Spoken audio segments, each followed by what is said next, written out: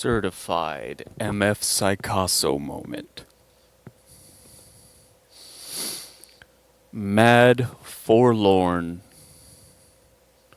Psychasso. Motherfucking Psychasso. Um,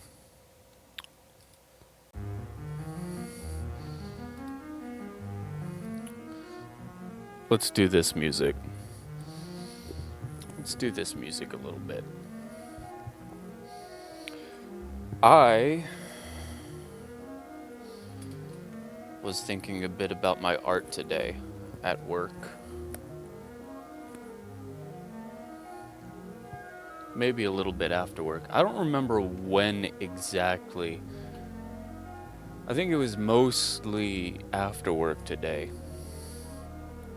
I was thinking about my work, thinking about myself, people's reactions to me and my presence. Am I going with these colors? I think so. I just don't know how to put these colors down right this second. Let's see here. Give me 1 second. I need to get my bearings here. What am I doing? Alright, I think the first thing I'm gonna do, what is this? Okay, there it is. Let's try and color match that.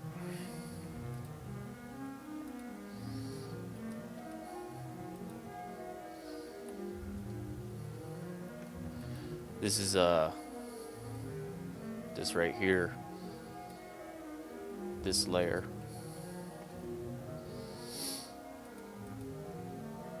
I did a little thumbnail. Well after I had already started this piece, I had already gotten this far. Minus the color alteration I just did. You know, let's go ahead and dial it back to green a little bit more. Just a little more green. Yeah, that looks a little more accurate. I had already started this piece, but I didn't know how to color it, which is why I haven't touched this in a minute. And once I stopped touching it for a little while, once I stopped touching the work I'm making, I get in this state where it just stays in limbo for longer than it should, which is a problem, but I'm working on it. See, look, I've returned to work on it. Hello, hi. Hi. I'm back, hi. Am I back? I don't know.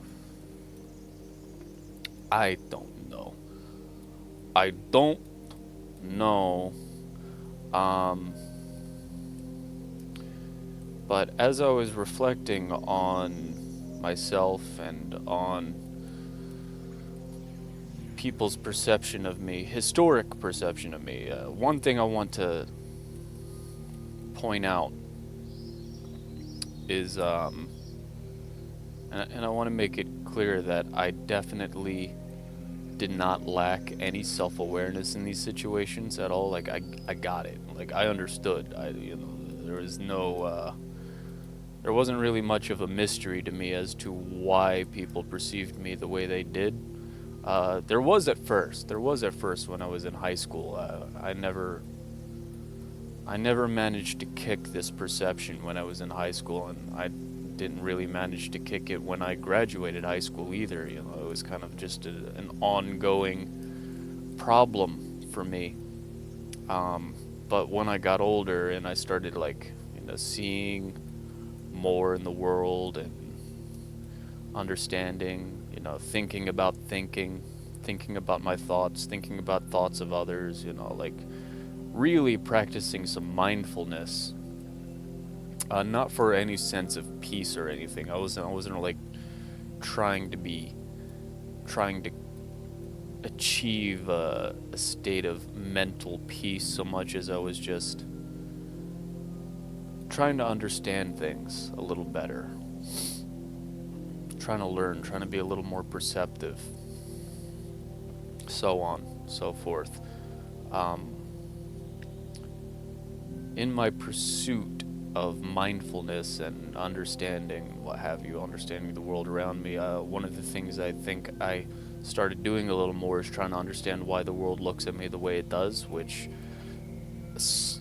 half of it is definitely justified, because for a while there I was definitely unhinged, reclusive, antisocial. I had some bad behavior choices. I hate attributing such behaviors as those to drug usage, primarily marijuana. For me, that's what I did. I did a lot of I smoked a lot of marijuana. I wasn't really much of an alcohol person until lately. Now it's more just alcohol. I drink, the beer and whiskey and vodka. I mostly try and stick to the whiskey. Whiskey and beer, that's my main go-tos these days. I don't really venture further than that much. But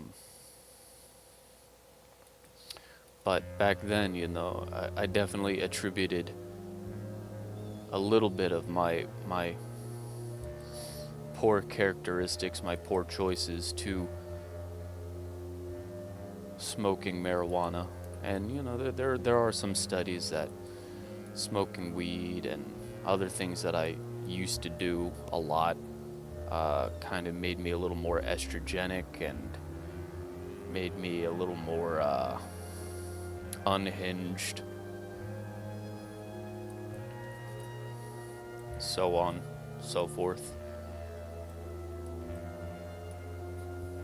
But ultimately, one of the things that has caused me to reject that is that my own mother would oftentimes say, well, the only reason I had you is because your dad got me drunk. And I'm like, when I hear about the story, it's like, you met him at a bar one day. Like, that was the date. The date was to go to a bar, or like, not necessarily a bar, but someplace where they were serving alcoholic drinks, and you made the conscientious decision to drink. Any decisions you make as a result of doing drugs or getting inebriated, intoxicated, high, whatever it is, it doesn't matter how you achieve this mental aberration. It doesn't matter. You made the choice to do so, so everything that you do as a consequence is still your responsibility. And I don't appreciate the idea that you can just shirk off responsibility simply by saying, well, I was just... Okay, so what's your point? That's something that kind of pissed me off a little bit about my mom talking about me specifically.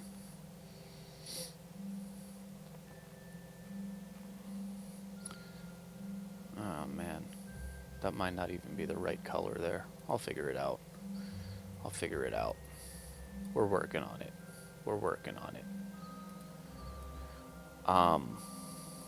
But it also pissed me off a lot too, because people would look at my work and they would automatically assume it was a product of drugs.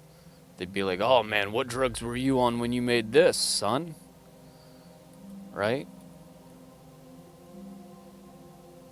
And what pissed me off about that was 9 times out of 10 when I started a work or when I made any progress on it at all, I was almost always sober. Almost always. There was a few times where I wasn't, but it wasn't necessarily like, I never did it because I felt like I had to in order to get into a creative state. Never had to. It was never a thing of like, oh man, I'm not creative without it. I need the inspiration from smoking weed, bro. That was never the case. It was kind of just a thing that was there, It's like when you drink coffee, right? Like you get to a point where you don't even drink coffee because you need it. You just like coffee, right? For me, it was like eating a snack. It was more of like just a thing that was there, and I was like, I enjoy it, and never a thing where it's like, bro, I gotta do it in order to like get in the zone here, bro. I gotta get in there, you know. So when people kept dismissing my hard-earned credit for making the stuff that I make by saying it was all just a product of drugs, that drove me a little nutty there. I hated it, and that's actually kind of one of the major contributing factors to why I don't smoke weed anymore. Is like, I mean, I want to be able to say and mean 100% and actually have the sort of proof of truth that none of this is a product of doing psychotropic drugs or smoking weed or anything like that. I definitely want people to not come away from my work and be like, "Oh yeah, no, that was drugs, right?" And I can absolutely say, "No. I haven't smoked weed in I don't know how long now." Right? This isn't to say I haven't smoked weed at all this year. I definitely have earlier this year, but it's always been when I'm hanging out with someone and never in a situation where I want to like work on my art. So it's always been like purely a social thing now. Like when you go out to a bar, that's what it is for me. If I do it at all now, that's assuming I do it at all. I try to avoid it for the most part. Because again, it's not really for me anymore. I don't really get the kick out of it I used to. But there is always like that slight level where I understand why people say, "Oh man, you got it from drugs, etc." I get why someone might say that, because having done them, I can see what influence they have over you. That mental aberration definitely cannot be disregarded entirely. It can't. That said, I still think responsibility falls entirely on me, even if drugs were involved. So, again, I don't like it when people attribute my work to the existence or the presence of drugs in my system, if there were ever drugs in my system, which there haven't been. If there was weed in my system, which again hasn't been for a while now, I don't want people attributing credit to that. And so if I'm going to be like that with my art, then I have to be that way with all of my shitty behavior as well. So I can't just be like, well, I was smoking weed, so, that's why I behaved the way I did. Like, no, I was a piece of shit. And I didn't know how to fucking handle, like, I didn't know proper social etiquette, this, that, and the other. Like, that's all me. That's all me. I have to take responsibility for that. Okay, so I took ownership over it. And now I'm actively trying not to be that person anymore. But in the process of trying not to be that person, I have learned more or less why people might perceive me as a certain kind of person. Right? Like, I get it now.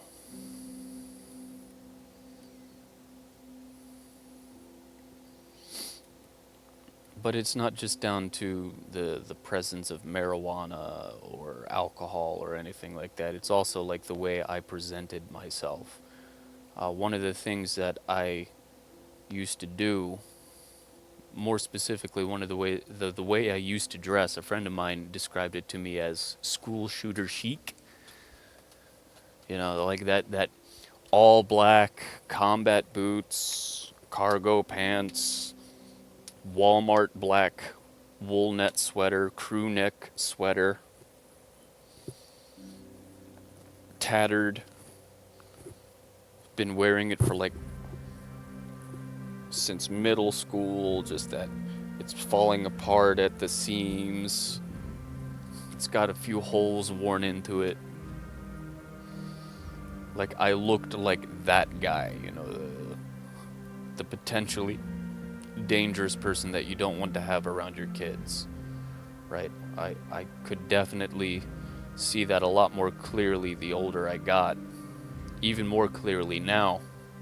I might have mentioned this before. I started watching some of these crime documentaries because they just started popping up in my feeds. So like, let's check this out, you know. And like I said, you know, I kind of understand why so many women find these things so fascinating, because they are fascinating.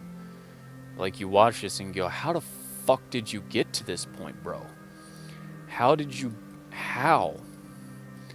Like, it's not just the crime that you committed, it's the fact that you, one, had justification at all, two, that you came up with this obviously bogus ass story, and it's like you had no self-awareness as to like how easy it is to hear this story from an outside perspective and go, bro, you're full of shit.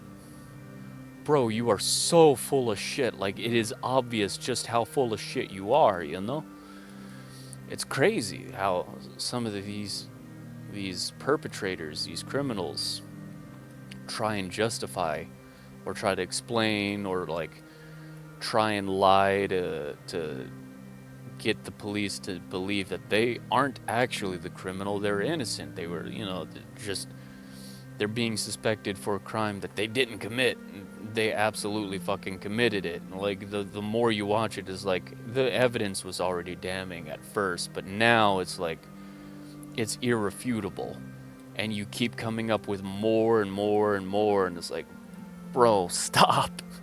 Stop, dude. Holy fucking shit. Like, it's not working anymore. You're not fooling anybody, you know?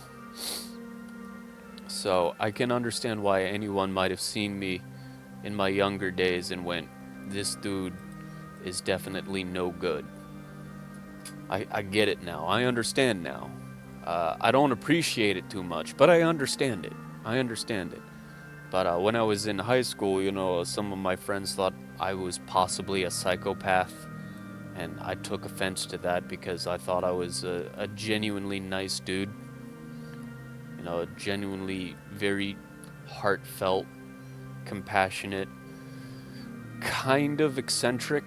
I think it was really just the eccentricity, you know, that made people go, this dude is kind of off his rocker a little bit. But one thing that did not help me with my image at all, which isn't something most people knew, you know, I don't think people really ever truly knew this about me when they were making these judgment calls. But I definitely identified a lot more with villains than I did with heroes, and a large part of it was because I just thought they were cool, you know. I remember first having this thought back when Beautiful Joe was like a big thing and the cartoons were still showing up on television. Like, you could see Beautiful Joe on TV. I think we had Direct TV at the time, so I was actually able to watch some Beautiful Joe cartoons on the television. And one character in particular, which I would later see in the game itself, Alistair. I thought he looked so fucking badass, dude. I thought he was so cool, and it was at that time when I said, why don't heroes ever look nearly as cool as the villains? Villains always look so cool, dude. And I think that was the main attraction right there at first, is just the coolness of them. You know, you like things that look cool. I like things that look cool, you know. So that was the original thing that attracted me to villains, and that probably lent itself very well to my art style, because my art style is kind of dark. And when I say kind of, I mean it's very dark. Not like grim dark, you know. We're not talking like edgelord dark, but it is pretty fucking dark, you know. Let me show you some things here. Let let me show you some things here so that way you can understand what I mean here. Let's look at some of these images. Let me pull them up. Let me pull them up. Let's take a look, you know. Like the darkness in these things cannot be over or well, it can be overstated, but I don't think it can be understated. Well, actually, probably could be both over and understated.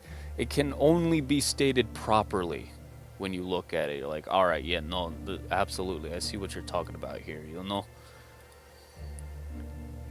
like there's definitely darkness to be seen here.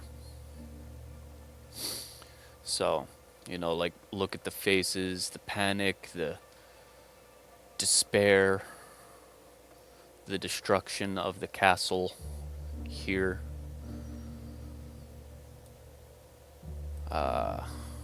Here's this image. Look at the eyes. Those are definitely some psychopathic eyes, you know, eyes that want to have power over you. Again, senpaku eyes. This is a term I had learned recently. I think like 2 or 3 years ago I learned about it, and I've just been making reference to it a lot more lately because, you know, now that it's in my mind and now that I remember the term for it, it's hard to not see it. It's hard to forget about it. But, you know, you see like the dark faces. There's just something pretty wicked about a lot of what you see here, you know, the skulls, the hooded figures, the glowing eyes, the monsters, the rage.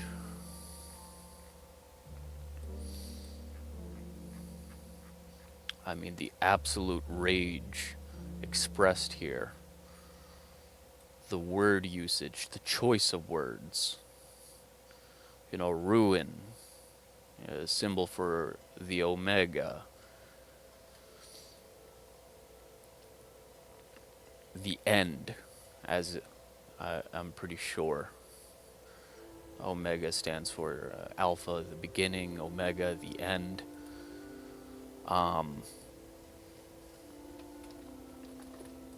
You know, here we have a dark, shady figure in abstract. A stone, I want to call it an altar for sacrifice. You can see his hand. Well, you can very barely see his hand. I can try and outline it a little bit for you here so you can see it a little more clearly. But, you know, here's the thumb. Here's the fingers. This is back when I did the 4-finger thing. So you can see the hand kind of reaching out to grab. Got some magic kind of coming out of it. Here's the other hand. Here's the knife. The hooded figure seems a little obvious enough for me to not have to highlight that, but you can see, you know, you can see what I'm talking about here. Here's the altar, right? For sacrifice, which implies death. Darkness, you know, edge. This is some edgy shit, some really dark, edgy shit, dark fantasy shit right here, bro. We're in the caves of Skyrim here, where with the necromancers.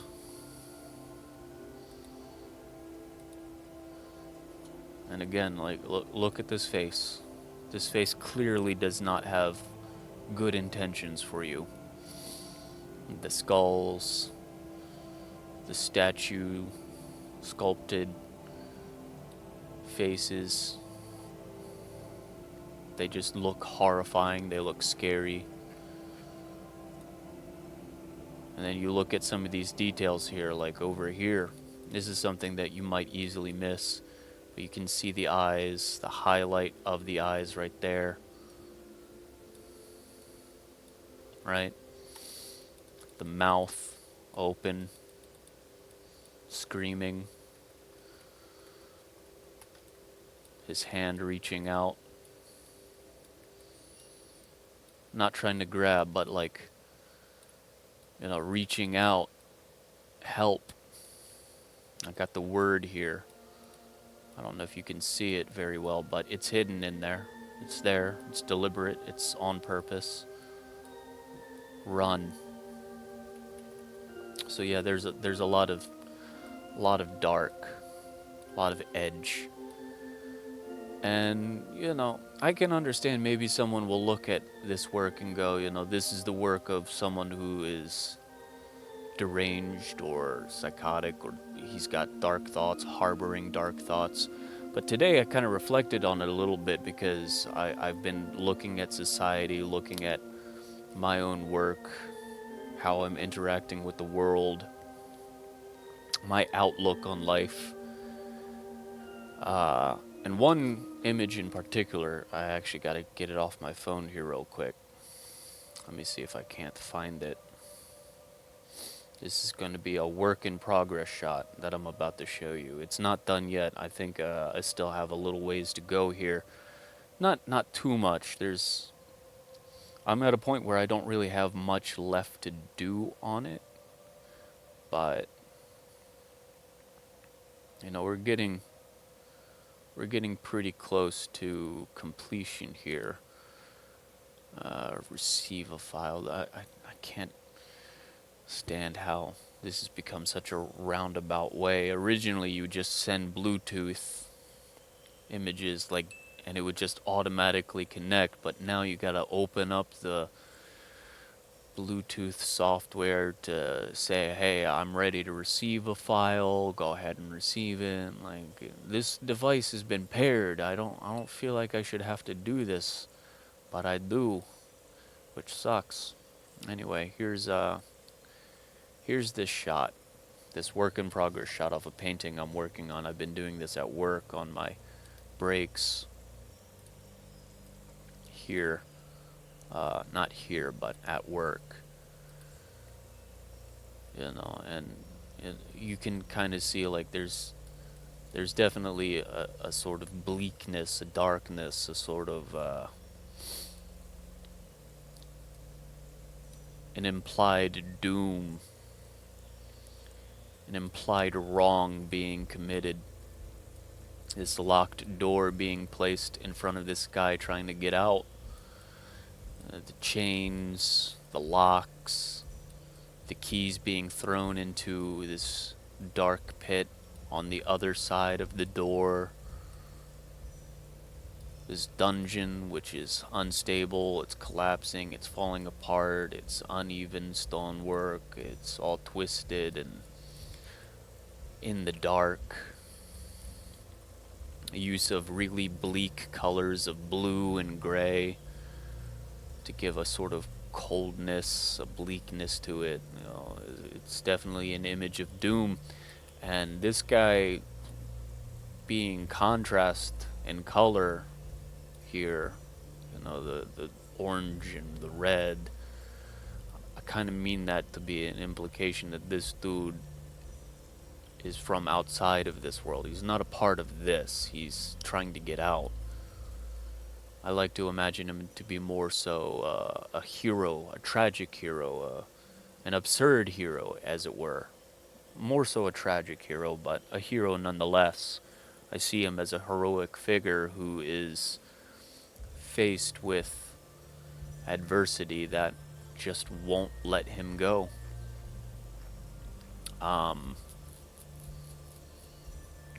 And so I can see people seeing shit like this and going, man, this dude's got problems, especially if you take in consideration how I must appear to some people, especially back when I was dressed in all black, black cap,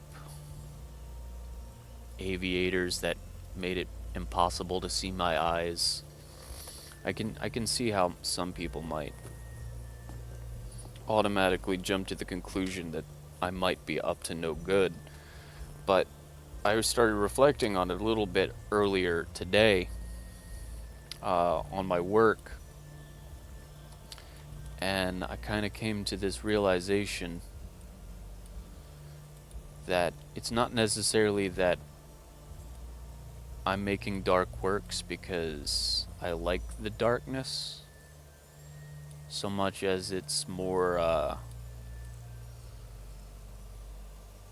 I see the world as being dark. You know, it's a dark world, it's bleak outlook on life being presented. And I don't necessarily mean that in a sort of damning way. I guess I do, but I guess primarily I don't know. You know, shit kind of sucks right now. I'm in a basement, a disaster of a basement, and I'm having difficulties financially being able to see a future for myself where I can be independent, where I can get myself in a situation where I could justify going out and finding love, getting myself into a situation where I can justify going out into the world and being somebody. You know, I do all this work on my art, and I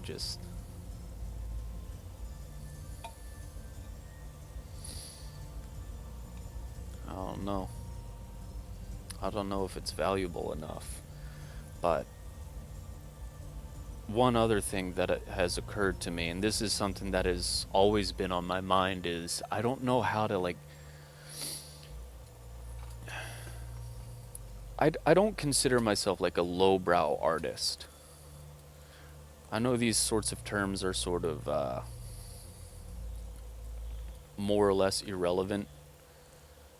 Kind of reminds me of a Calvin and Hobbes comic where Bill Watterson was making this statement about lowbrow and highbrow. I think he said that in an interview. Hold on, let me see if I can find the exact quote. Give me 1 second. Bill Watterson, highbrow, lowbrow.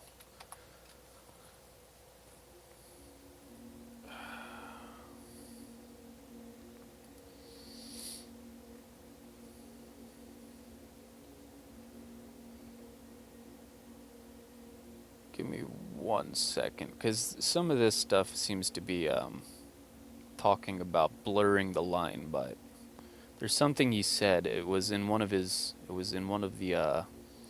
books released, which had some narration from him. But let's see. I'm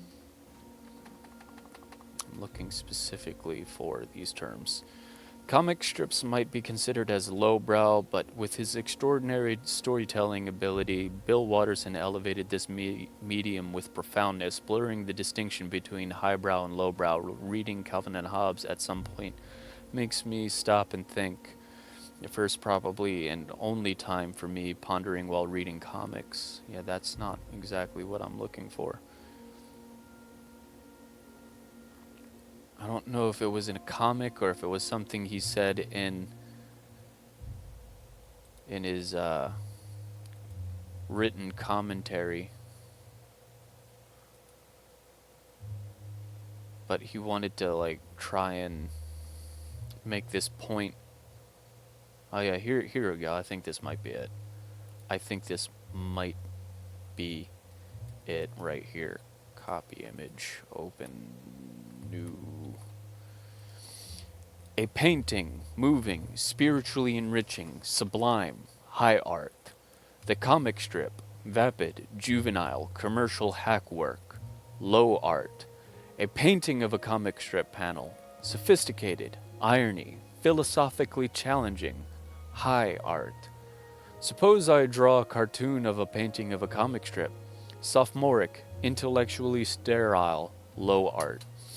He made a few other commentaries like this, but you know, he kind of more or less rejected this notion of high art and low art, and I don't necessarily do myself, but I understand what he's getting at. I absolutely understand what he's getting at, because I'm definitely in the same sort of boat. Going back to this article, uh, from ShirleySepetini.com. I don't know how to say Sepetiani. I don't fucking know how to pronounce that. What the fuck? Shirley.com. Shirley Sepetan Sepet Sepa Tiana.com. There's an article here. Calvin and Hobbes, a boy and an ontology of a stuffed tiger. In this article, talking about how he blurred the distinction between highbrow and lowbrow. I get it. I absolutely get it. This is why I understand this comic, because I'm more or less in that same boat where I'm trying to blur the distinction between the two, although I don't think I'm necessarily doing it deliberately. It's kind of just what I do, because this is my style. This is, you know, the best I can express myself, I suppose.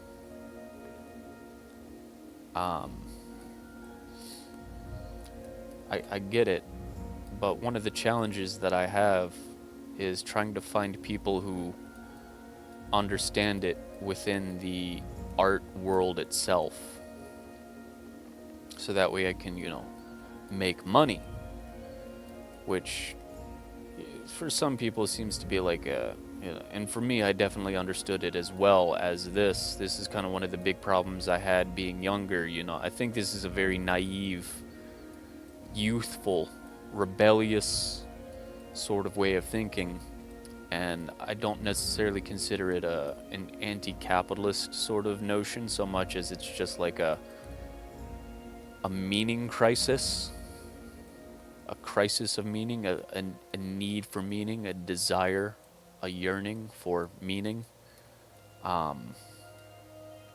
This idea that, when you start like trying to make money off of this stuff, it ceases to be sincere. You kind of have like this dislike of money. But this guy on the internet, this controversial figure, I know, but for artists, he gives a lot of really great advice, a very great practical advice. Some of it's kind of philosophical in nature, but a lot of it is kind of like just how to turn pro in a very like Steve Pressfield sort of way. And I don't think anyone will read the War of Art and go, yeah, this guy's full of shit. I mean, maybe some people will, I don't know, but I certainly didn't. And so I took this advice in the same way I took the advice I got from that book. This video artist, comedian, I don't know if I would consider him a provocateur. Maybe he's considered a provocateur, but this dude, Sam Hyde, once said that money is a form of energy, which really changed how I look at money altogether. Like, it wasn't necessarily that when he said that I still was holding on to that belief, because ultimately, at the time, I had already come to this sort of conclusion where, when you buy a work of art, from me, or from anyone for that matter, it's kind of like making an offering, like you would at a shrine, to a spirit or to a patron deity. Maybe not to that level, that definitely sounds kind of narcissistic, which I'm not gonna lie, I do have some tendencies as that. I think that kind of comes with the territory of being an artist. It's hard to escape. Even if you are like definitively not narcissistic, it's hard to escape the accusation of narcissism as an artist. Because you kind of have to be a little bit about yourself as an artist, because otherwise who else will? Like, it's really difficult to make any headway as an artist these days, because like you're trying to get people into these new original intellectual properties, and a lot of these properties, especially with the sort of work that I produce, they're single images, right? And as much as I want to try and get people into them, and like there's implied lore, there's metaphysics, the sort of shit that you get into when you're playing your favorite video games that have that sort of thing. You got like these hour-long videos explaining the lore of Doom and Doom Eternal. Silent Hill, this is a recent topical thing. Metal Gear Solid, that franchise. Final Fantasy. So many video essays on The Legend of Zelda. Like, holy shit. Hold on, let me just go onto YouTube and look up Legend of Zelda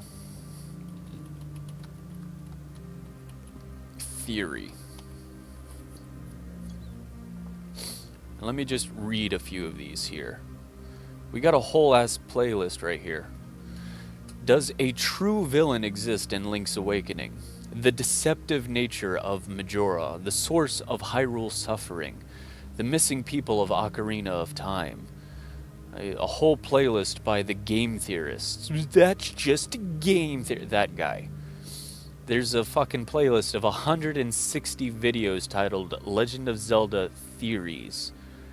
The Legend of Zelda Ocarina of Time Mystery, the greatest mystery, all dungeons explained. Why does everyone hate Zelda Tears of the Kingdom? Okay, that's a whole other thing. I'm more interested in what shit like what if Link stayed in the adult timeline? The Curious Case of Kakariko Village. Icona, A War Between Dimensions. We have a 50-minute video here. The Mystery of Twilight Princess's Darkest Dungeon, which is in reference to the Arbiter's Grounds. The Curse of Lost Woods, The Vanishing in the Lost Woods, Bongo Bongo, the Nightmare of Shadow Temple, which is a 41-minute long video. Like, you get a lot of these.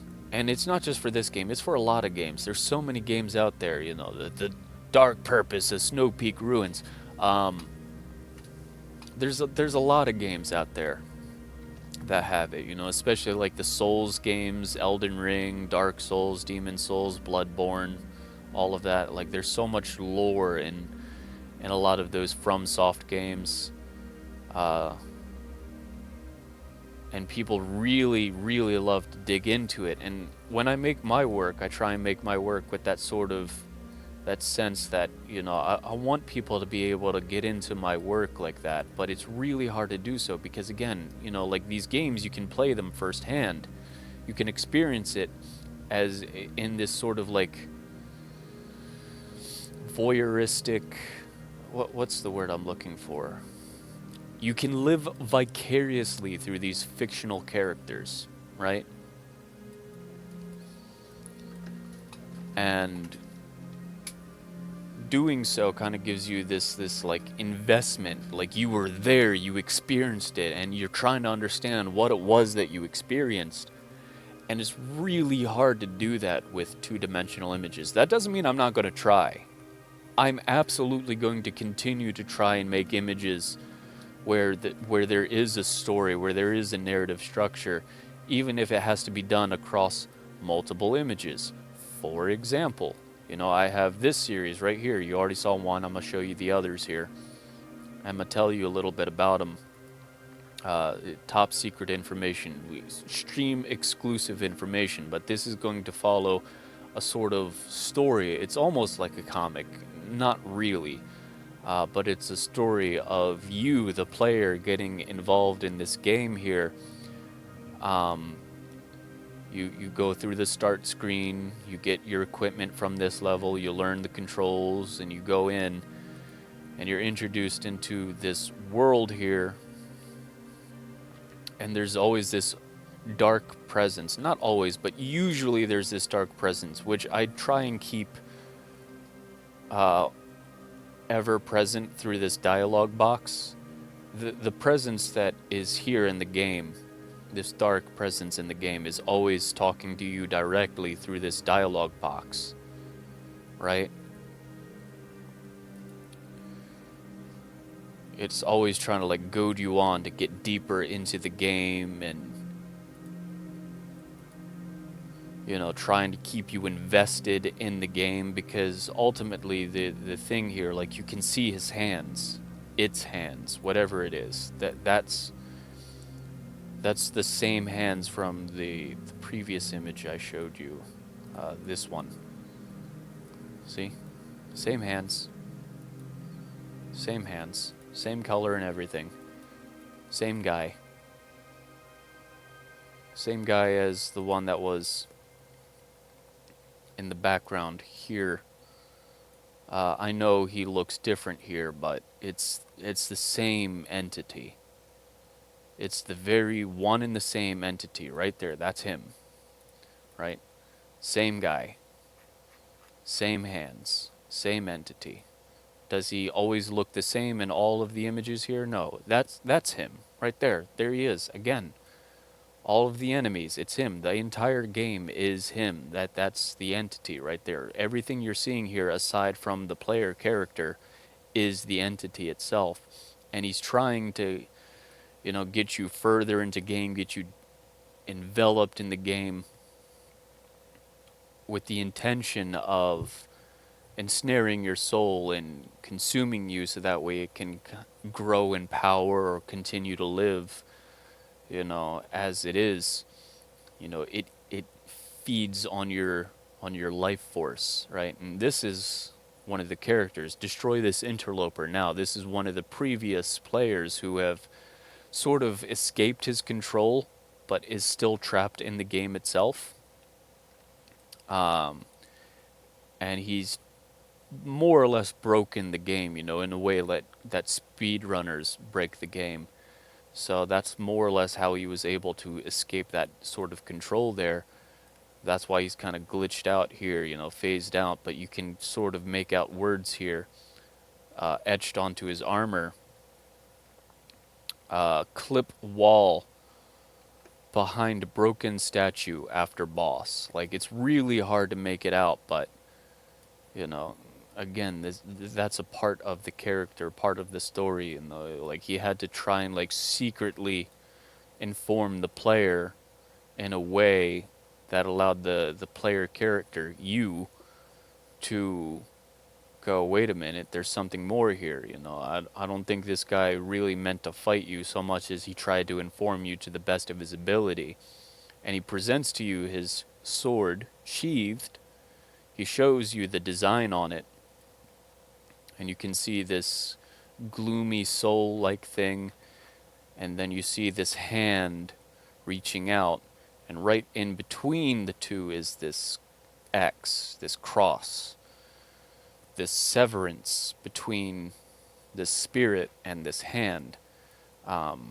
This sword is kind of it's basically the MacGuffin, right? It's the thing that'll save you. This sword is literally called the Soul Savior, right? And you need this broken piece of equipment that he made in the game to escape. Future images will eventually showcase this. The escape itself, the passing of the sword, etc., etc. But, you know, there is narrative there. There's a story there. There's something to like kind of dig yourself into. And I won't say all of my works have that level of narrative, but I will say there's a sort of exploration that is available in most of my work, even if that exploration is purely aesthetic, purely based off of how it looks, the textures, the colors, the little tiny details, even if there's no like real intrinsic meaning to it as far as I'm aware. I have come to notice that when I look at some of my older works, I'm kind of like, that's a very accurate reflection of my feelings at the time, or the times themselves. The zeitgeist tends to express itself through the arts and through artists. Not exclusively, but it definitely has a preference to do so more often than not. And so it's for shit like that that makes me go, I kind of wish I could get this across to people without having to try and explain it, largely because I don't know how to put it into words. I'm kind of doing a better job at putting some of this shit to words now, but even so, like when I come up with these concepts, for these images, especially like that one work in progress shot, let me pull that back up again for you. Shit like this, like all the ideas were there, but I didn't put them together in like a coherent explanation to myself, like I didn't have like a way to really explain it in words, this idea of feeling trapped, right?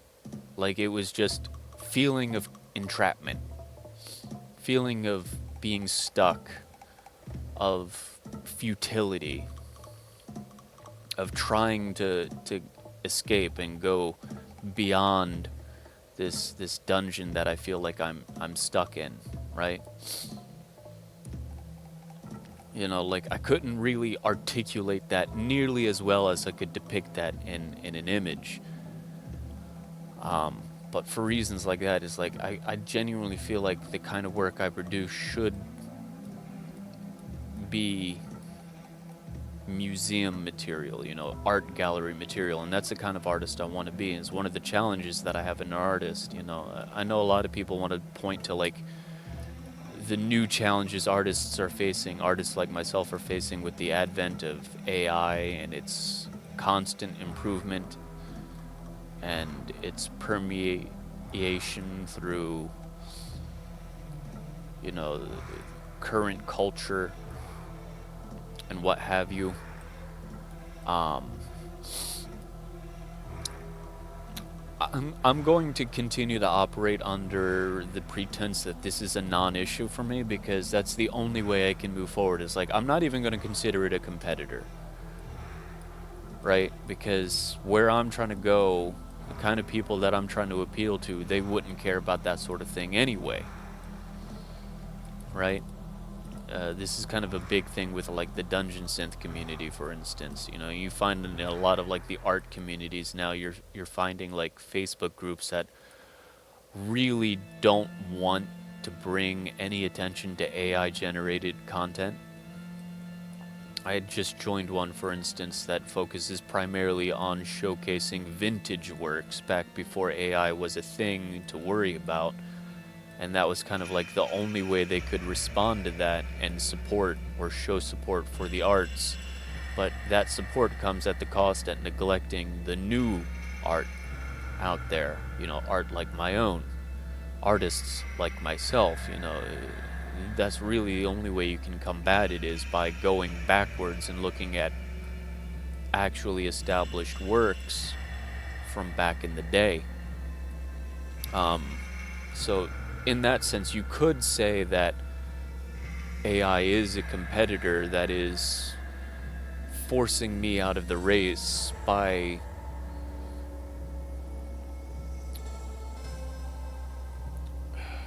I guess by way of the time that it is produced in. It's a modern thing. I'm a modern artist. It's a contemporary thing. I'm a contemporary artist. The modern art is a very specific term for a very specific era of art, which we are no longer experiencing. At least, if you're into like art history and stuff like that, you kind of have to be specific with these things. You have to be very particular with your words. I'm very particular with my words. Contemporary art is always in reference to whatever art is out now. Whereas modern art, that kind of is in reference to the era that Basquiat and I want to say Pollock and the dude with the soup cans, Andy Warhol. That was the modern art period, right there. That general era was kind of the modern art period. We're no longer in that period, so that's why I differentiate. That's why I specify, I suppose. Not that it's really necessary. Most people won't find that necessary or important. I get it. Like your idea of modern art is whatever art is produced today, which is the same definition I use for contemporary art. I get it. I understand. So I won't be too pedantic about it. I won't be too pedantic about it. All right.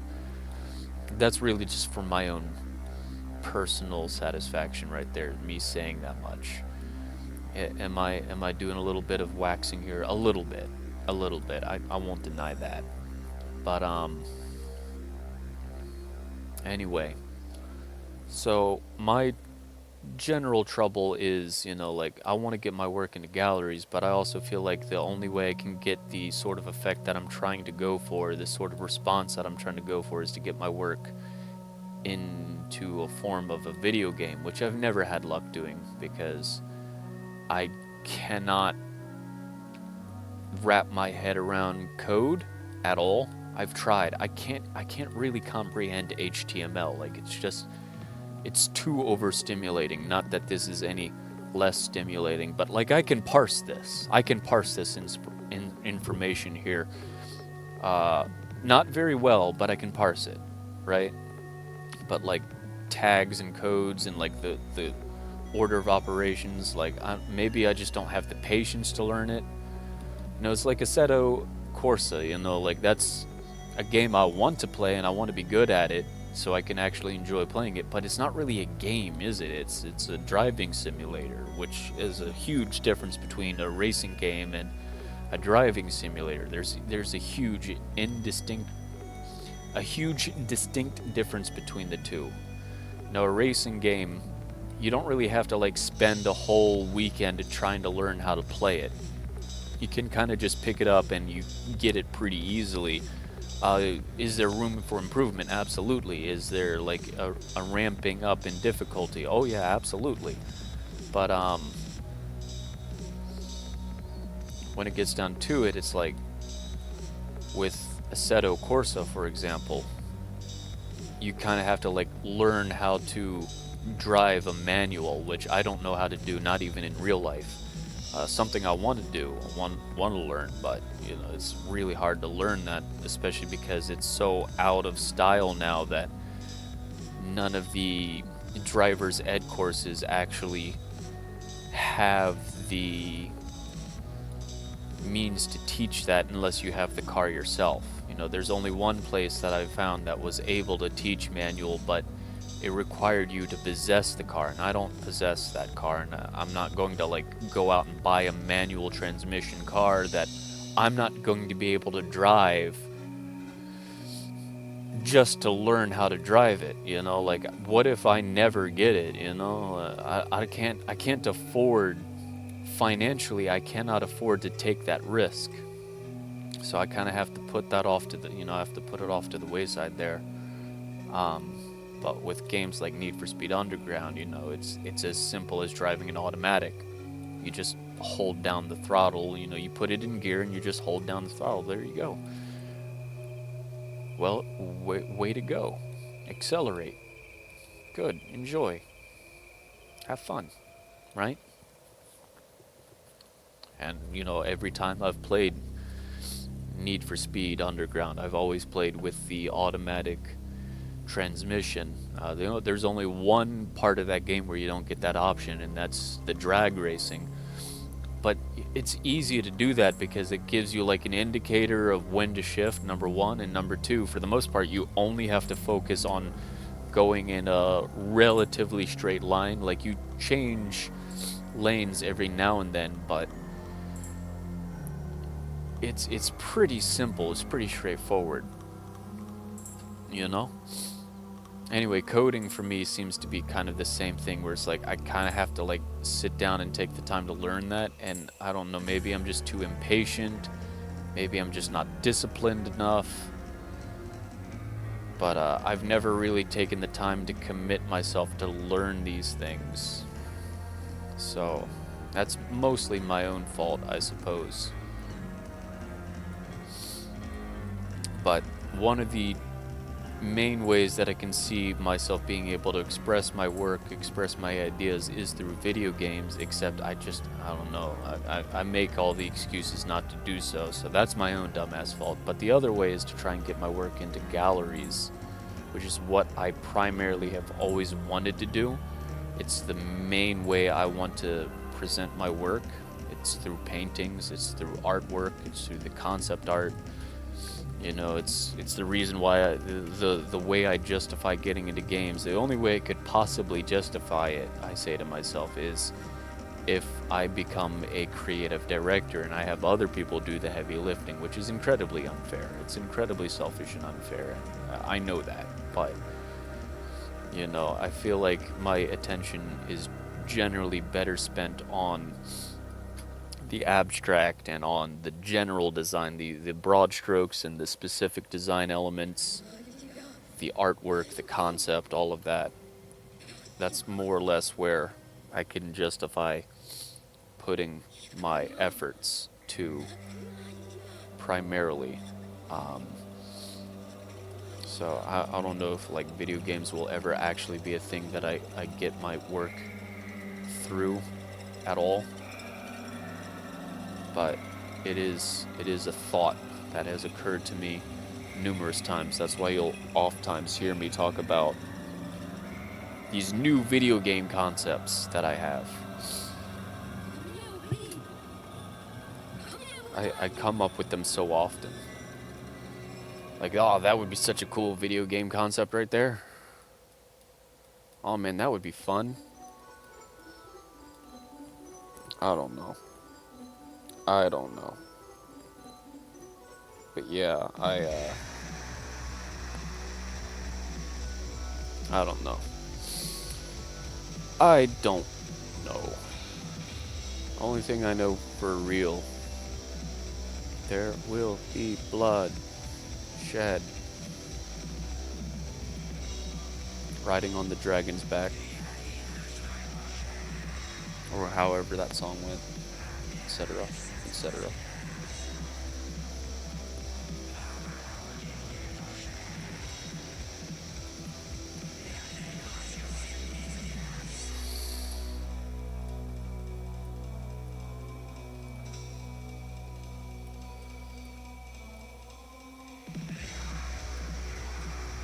So, just some loose ends, thoughts, what have you.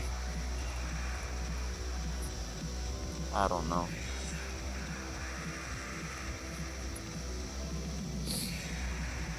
This recent obsession with the way my work is perceived and the way I'm perceived, but especially my work, is largely came because I've been doing this Twilight Princess stream, and the first one that I uploaded, it's not been tracking, you know, the trend did not follow the trend. The trend was not started. It was kind of more just a fluke, but the first one got like 60 plus viewers within the first 24 hours, and I'm like, why the fuck are so many people going to this stream but nobody's watching the art streams? What the fuck? I was a little disheartened by that. I'm not gonna lie, I was a little disheartened.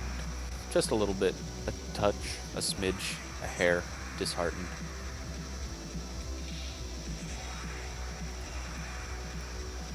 Heart was lost. But we're good now, I think. I hope, maybe, perhaps, perchance. Perchance.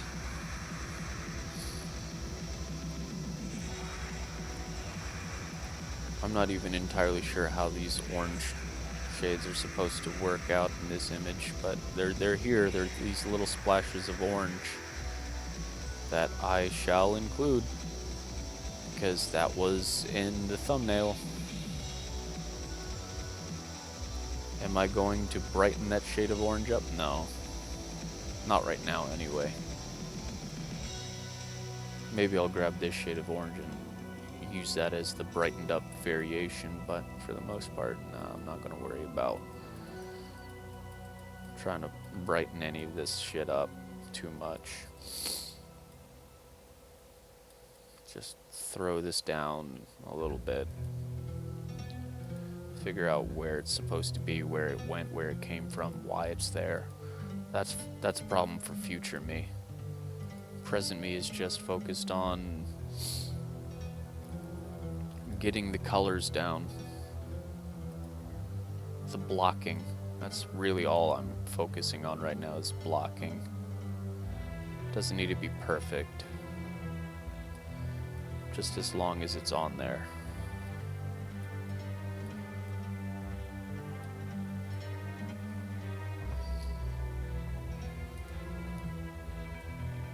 You know? You know what I mean? You know? You know what I mean? I'll tell you this much, hermano.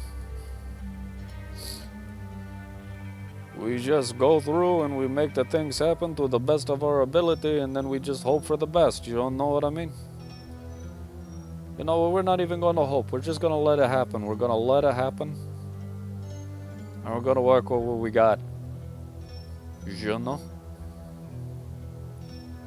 We're going to figure it out as we go. Hey.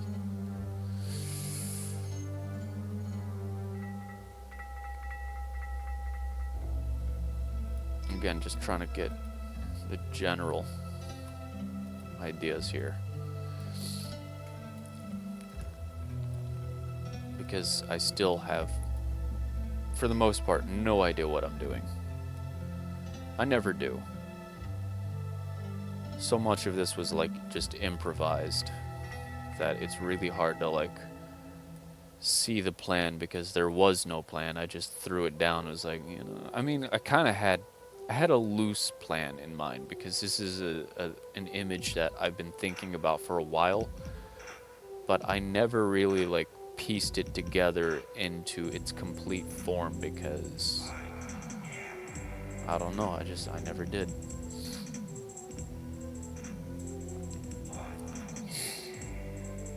I just came up with this generally dark fantasy concept, as I always do, and now I'm suffering for it. I'm suffering the lack of information that I have to work with.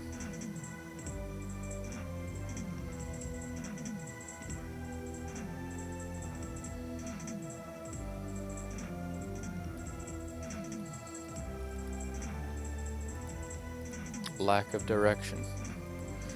I'm the aimless arrow, lost from the very start. Promise without purpose, full of broken hearts. No one will ever guide me, sail through the air. Now it just brings sadness to those who choose to care.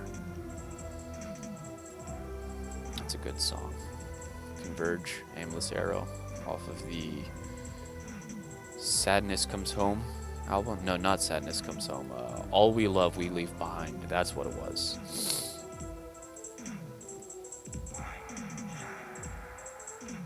I only ever saw them live once. It was a great show. It was the first show that I ever stage dived at, actually. The first time I ever stage dived into a crowd, and the singer, Jacob Bannon, actually shoved the microphone in my face. As you do. You know, when you're a front man and you're in front of a really large, energetic crowd like that, well, medium, smallish, was at the Auto Bar down in Baltimore. So it wasn't really a particularly big crowd. Like, it's probably the size of a 4-car garage. All in all, and it like the overall size of that whole place is about the size of a 4-car garage. So you take away the stage from that, you got like maybe 3 or 4 car lengths. You know, maybe that's like an underestimation now that I'm like piecing it together in my head, but it is a pretty small place, not overwhelmingly large.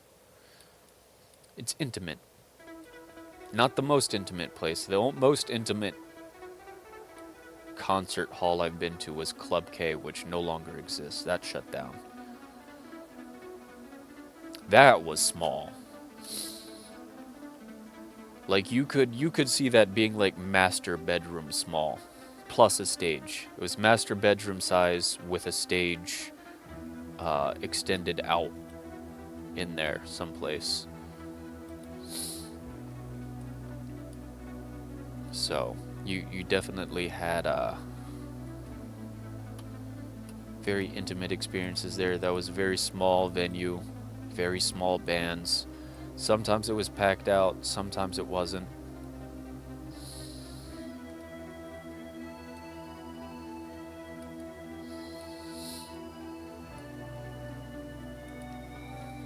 But the Converge show,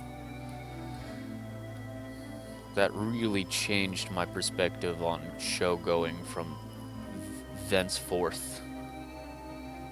I came out a changed man. Converge changed me for life. The live Converge changed me for life. I don't know if it was a change for the better, but it changed. It was a very cathartic moment in my life. Very cathartic.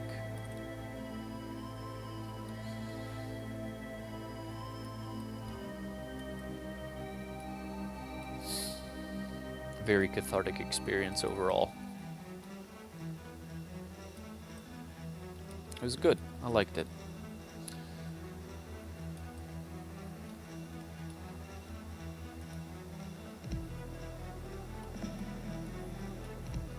Let me keep this layer separate. In fact, let me go ahead and do this and then hide that layer. So that way I can actually see what the fuck I'm doing, and then I can delete everything that goes beyond these confines of this particular layer. Alright, let's bring this closer to purple, and then color dynamic. The old reliable color dynamic.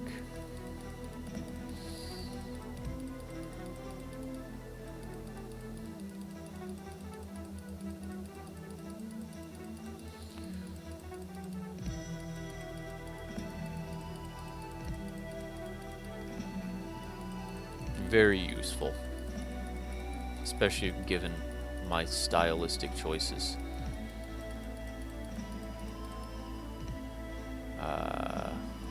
Grab this color, start going around like that.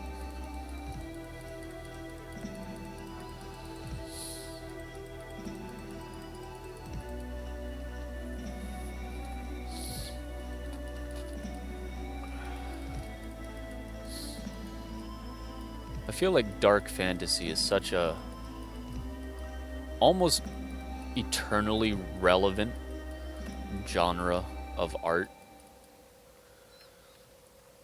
or just style, expression.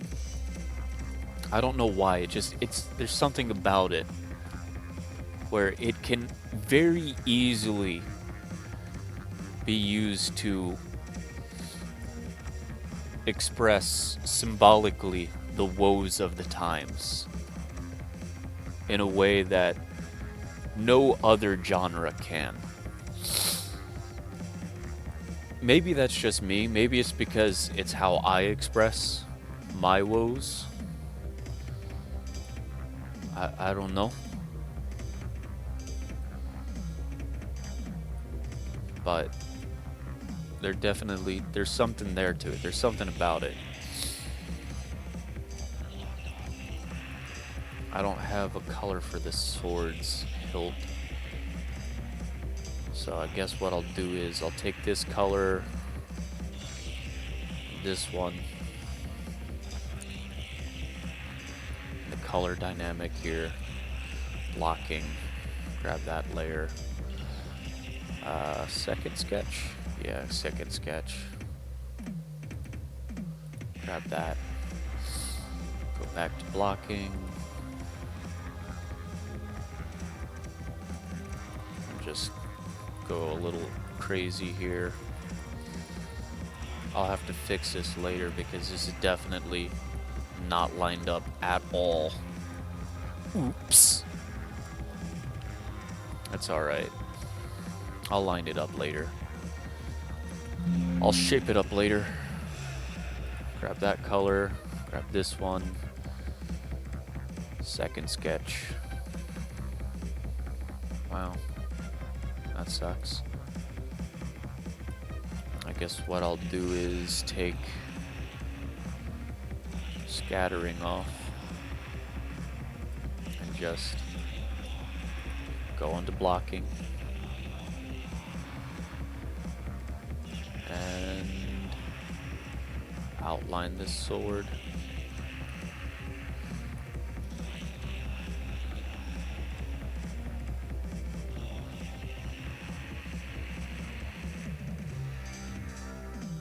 Gotta make sure the sword gets its own color for the most part, you know, to differentiate it from the armor. I don't want it to be the same color as the armor all the way through. I don't want it to blend in with the armor too much. You know, a little similarity is fine, but too much, it's like, that's a problem. We got a problem. Problem that I cannot be having, can't be doing with it. Just can't be doing with it.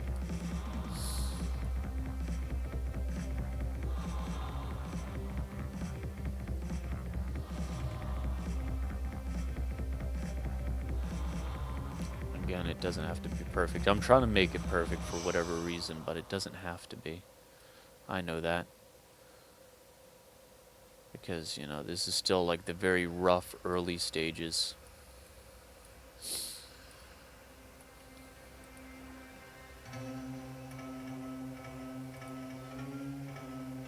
So it's fine. It's fine.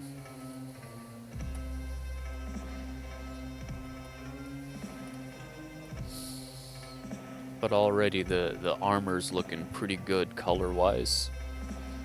Especially with the subtle gradients in there. Which is what I like. I love those subtle gradients. It gives it a whole new character to it than you would if you just did plain armor. I feel like going above and beyond with details on character design is... honestly, it's too much these days. Not that this is a good example, you know, because I got a whole ass dungeon crawling all over this dude. But if you strip that dungeon away, I would say this dude's design would end up being pretty simple. Like, the most complex thing would be his helmet. Honestly, it would really just be like, maybe I would do a little extra around the pauldrons, maybe a little around the midriff here, but I would largely keep it pretty simple, you know. I don't want to go above and beyond with these details because I feel like that's just, it's a problem I have with a lot of modern character design. It just looks bad. I don't know why. It's too much. It's too much. You know what I mean? I don't know if I'm the only person who sees a lot of modern character design and go, that doesn't look very cool. Maybe it really is just me. Maybe it's because I'm old. Maybe it's because I have a bad case of the old. And I remember like the older titles on the Nintendo and Super Nintendo and the artwork that was in those manuals and the simplicity of the pixel art. Maybe that's why I'm bringing that with me so much, is because that's what I know, that's what I grew up on, that's what I'm familiar with. And what's new is strange and scary. Oh, fucking no.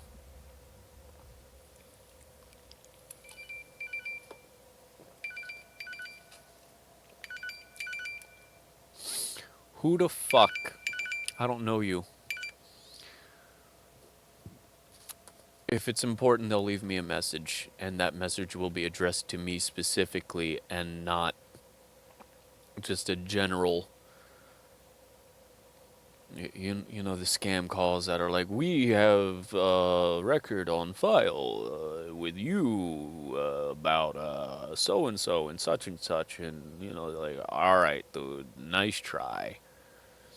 Like, you didn't mention my name, or it'll mention the name of like the previous number holder. I get a lot of calls and text messages still to this day addressed to some Shanta or Shantae, and I don't know anyone by that name. I don't think anyone by that name has had this number for a very long time. But, you know, I get a lot of student loan debt forgiveness and student loan this and register to vote with your turbo vote, Shanta. Like, stop. I'm not Shanta. Anyway, I think I'm going to cap this off here because I've gotten to a point where I don't know what to do again. I'll try and actually think on it and make some progress off screen here. But, you know, at least we've gotten a lot further than it was when I first started this, so that's good. I did a lot of ranting and raving to no particular end. You know, these things happen, I suppose. Anyway, that's that.